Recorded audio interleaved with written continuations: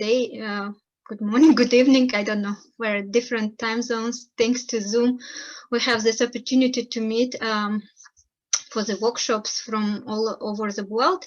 Yes, talking with Gulzat lately, I decided to change a little bit my initial presentation to a little broader topic, which is going to cover part of my PhD thesis dissertation, but it's totally new paper, so I'm still working on it, and it's only derivative from my larger PhD research. And the title of this paper will be The Role of Money in Social and Cultural Life of Bazaars in Uzbekistan. And here I would like to mention that I am not an anthropologist, but I use a lot of methods from anthropology. I am an urban planner, but my research methods were mostly derived based on participant observation and qualitative interviews.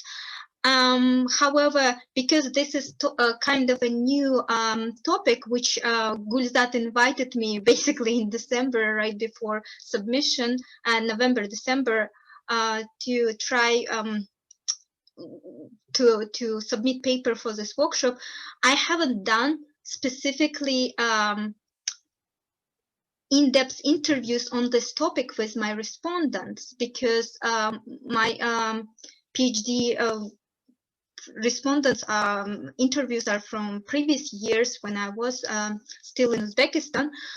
So I have to base it on some seeds and grains that I picked up from different interviews that I had, and also heavily on my personal observations.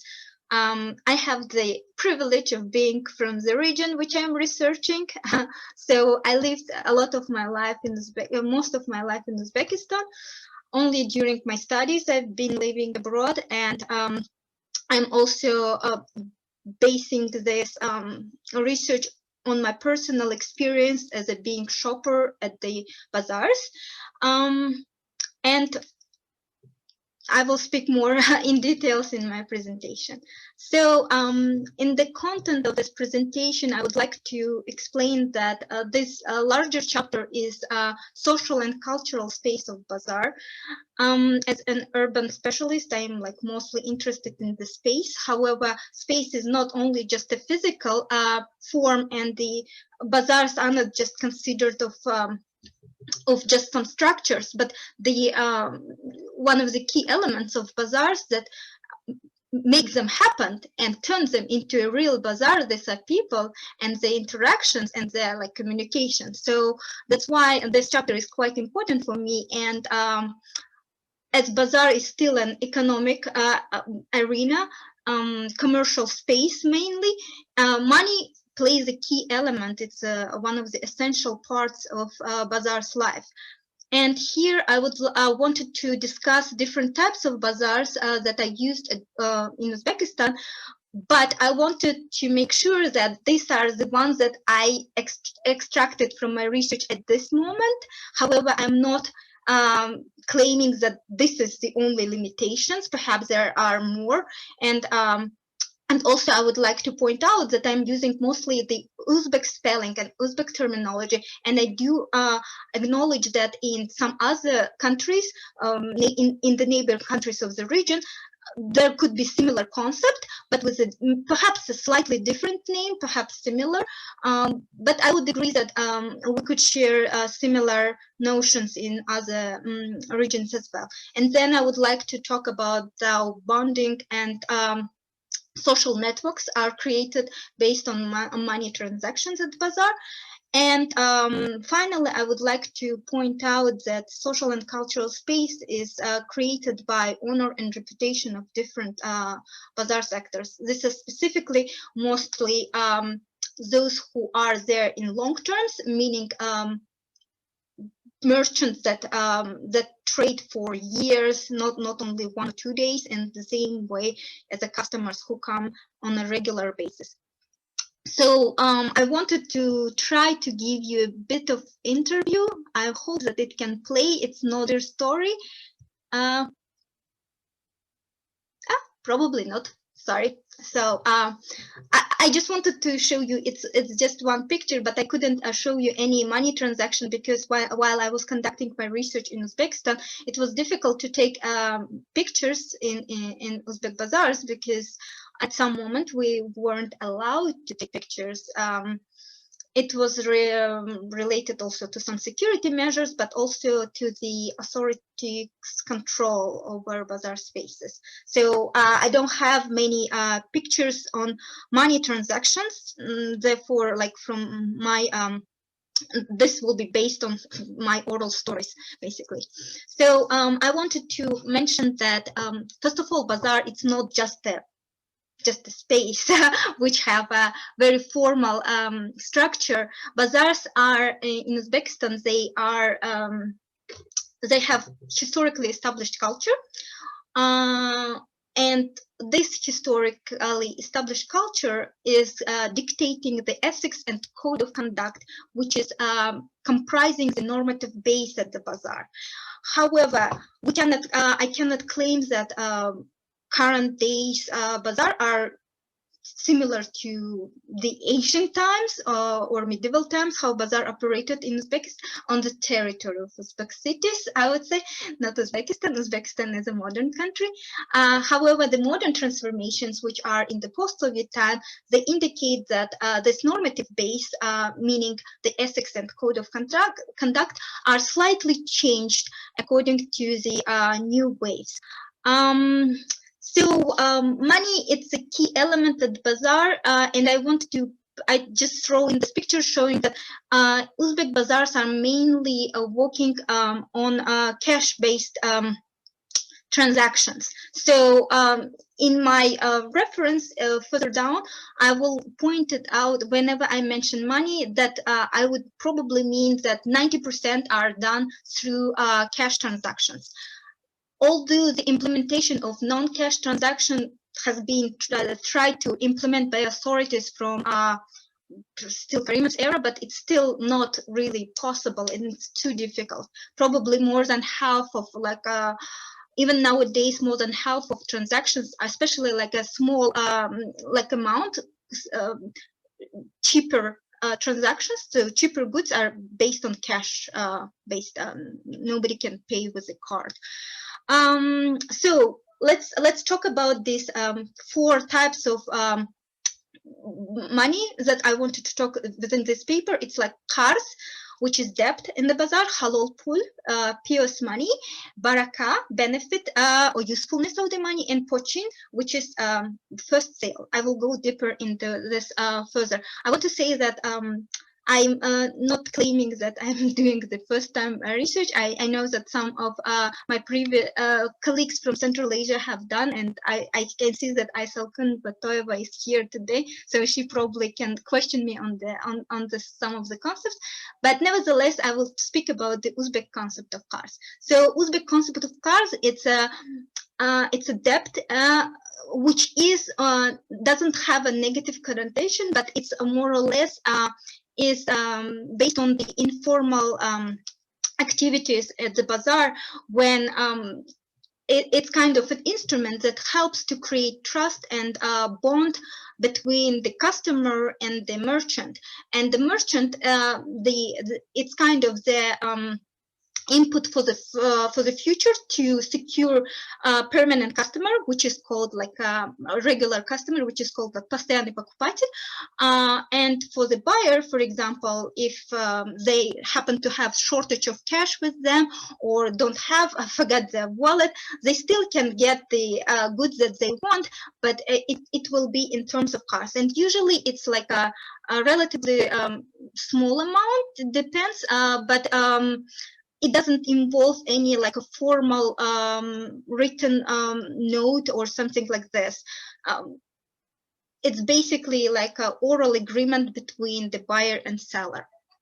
And the next type of money that I wanted to mention, that is halal pool. Of course, some may argue that bazaars are not really, as my respondents from the customer side, they would question me on the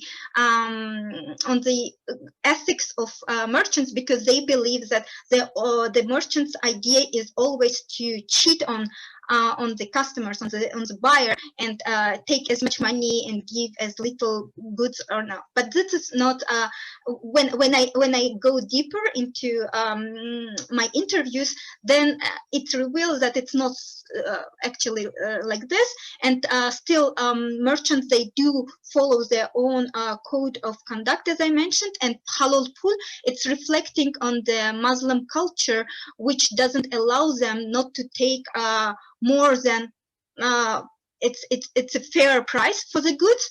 And the bargaining, it's part of this game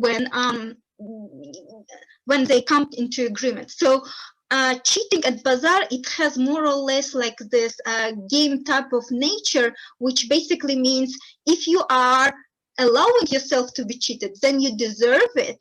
But if you are a smart customer, you won't allow yourself to be cheated as well. So, but at the same time, like merchants would never dare to just tell you exuberant amount of money or cheat you on a very large. So they have their own ethics where they have this kind of like a boundaries, how much they can cheat, how much they shouldn't be cheating. And then there is this concept of barakah, which basically also it's originated from Arab word, but means in terms of the money that how this money are brought. If it's usually the money that are brought by men, they usually have more barakah. And women's money have less barakah. I'm not so sure. I probably maybe somebody will know more about it, but I am just like reflecting on my respondents saying it doesn't have to be necessarily about the earnings that are done at the bazaar. However, as the money spent at the bazaar, for example, women spend on the small things, on small household items like detergent, soap, etc. But men's money are spent on something larger, on the big amounts and big denominations that I usually have more barakah. And then this last concept which I wanted to talk about, last type of money that here I want to talk about, it's Pochin. The word is not Uzbek, it comes from Russian language, and it's a specious term for trade, for the first sale. I know this word back from early 90s when I used to shop at bazaars as a teenager, how you give cash money to the seller, and if you are the first buyer, they will give you first of all discount, and then they will happily shake this money all over other goods in order to attract good luck for the entire day. So probably some other people also have. So then I wanted to, if I still have time, I want to mention about how bonding and social networks are created. They're based on like quality versus price. When I mentioned, this is from one of the interviews that I had, when they like, you cannot expect the goods that can be of the good quality to be at certain price. So people have to also have this back in their minds, the customers, that if they're paying, you get what you're paying for. So this has to be clear at the bazaar. You can bargain wherever you want, but then like you have to also know exactly that you cannot get really great quality for the very cheap price. And this also helps to develop trust, which is, first of all, there is initial trust when you are doing the first transaction with the merchant, and then there is a continuous trust which you build, which turns into long-term relationship. When you become a regular customer, you buy oftentimes, and that has the advantages for both customer, buyer and seller. As buyers, they know that they regularly will have sales, and the buyers, they know that they will have a good discount based on this long-term relationship. And of course, the money transaction, it's kind of a sealing moment when you give it. There is a some sort of a ritual in the end when it's nice to shake hands with between buyers and sellers when they did a really great job in terms of bargaining. And this is also in a way it's a game between played between buyer and seller. And in the end, I wanted to say that also merchants, many merchants by just larger society, by common people, are like they've been like, I don't know, labeled as the cheaters, labeled as the bad people who want to get the people's money. But this is in reality not true. When you talk more, ask deeper questions, merchants' word has also some honor, and they're interested in keeping up their reputation. Bargaining skills, it's just only the adding on the top of the reputation. So good, basically any buyer also can acquire certain reputation and honor at the bazaar by their good bargaining skills. And I think like when one of the good points of this creation bazaar happening as a social and cultural space, that they create this mutual respect between buyer and seller. And this happens when they meet at certain kind of like a meeting point during their bargaining, during their money transactions. And yeah, so thank you very much. I hope I didn't get over my time. Thank you, Hikoyat.